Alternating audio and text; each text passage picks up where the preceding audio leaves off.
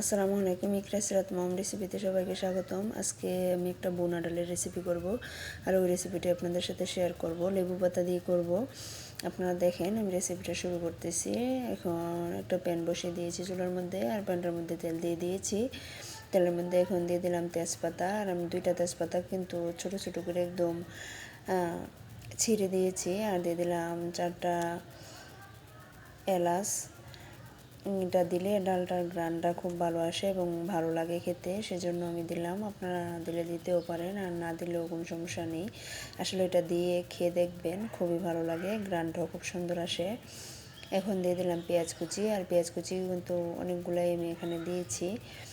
দিয়ে এখন একটু নেড়ে চেড়ে তারপর পেঁয়াজগুলা লালচে করে ভেজে নেব। ভেজে তারপর এখানে আমি একে একে মশলা অ্যাড করব। এই যে দেখেন, আমার পেঁয়াজ কুচিগুলো ভাজা হয়ে গেছে। এখন আমি দিয়ে দেবো আদা রসুন বাটা। যে আদা রসুন বাটাটা দিয়ে দিলাম, আমার একসাথে আদা রসুন বাটা এখানে দিয়ে এখন নেড়ে চেড়ে আদা রসুনটা একটু ভালো করে ভেজে নেব, যাতে আদা রসুনের কাঁচা গন্ধটা চলে যায়। তারপর আমি এখানে একে একে মশলা অ্যাড করে দেব। এই যে দেখেন, আমার আদা রসুনটা কিন্তু ভাজা হয়ে গেছে। এখন আমি এখানে মশলা দিয়ে দেব, আর সব মশলা আমি একসাথে নিয়েছি। ওই মশলাটাই দিলে দেবো। এই যে দেখেন, এখানে সব মশলাই নিয়ে নিয়েছি হলুদ গুঁড়া, মরিচের গুঁড়া, ধনিয়া গুঁড়া, জিরার গুঁড়া, লবণ দিয়ে এখন একটু নেড়ে চেড়ে নিব। নেড়ে চেড়ে তারপর এখানে পানিটা অ্যাড করব, যাতে মশলাটা পুড়ে না যায়। দেখেন, নেড়ে চেড়ে নিয়েছি। এখন একটু পানি দিয়ে দেবো কষানোর জন্য।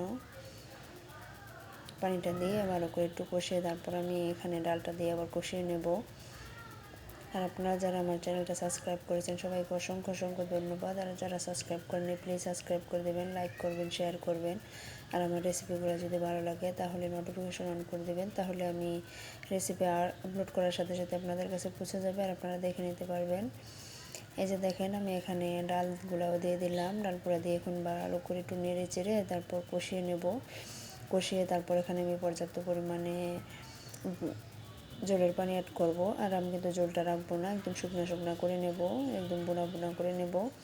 শুধু ডালটা সিদ্ধ হওয়ার জন্য পানি দেব।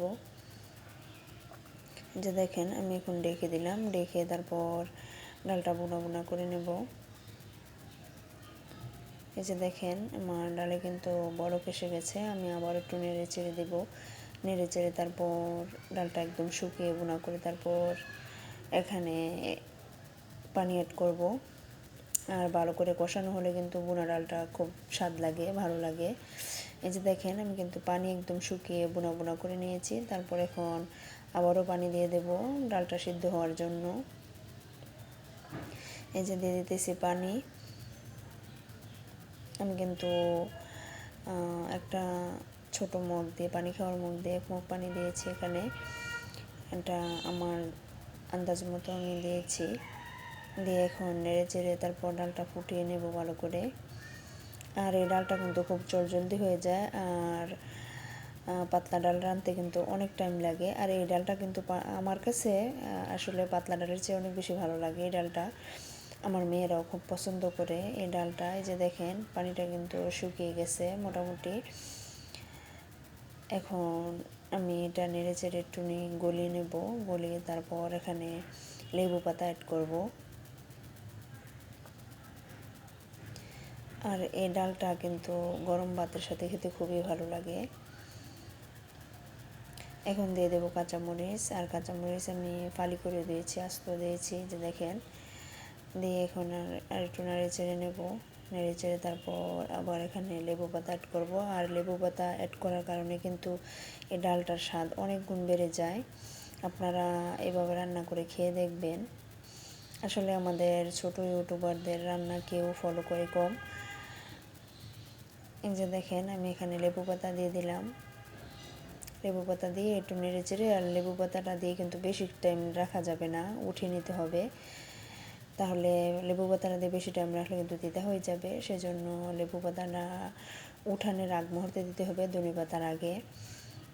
এখন আমি ধনেপাতাও দিয়ে দিলাম, দেশি ধনেপাতা দিয়ে নাড়িয়ে চাড়িয়ে এখন সাথে সাথে উঠিয়ে নেব, নয়তো কিন্তু ধনেপাতা আর লেবু পাতার কালারটা নষ্ট হয়ে যাবে। এখন উঠিয়ে ডালটা একটা বাটিতে ঢেলে নেবো। এই যে দেখেন ডালটা আমি ঢেলে নিয়েছি, কালারটা কত সুন্দর আসছে তাই না?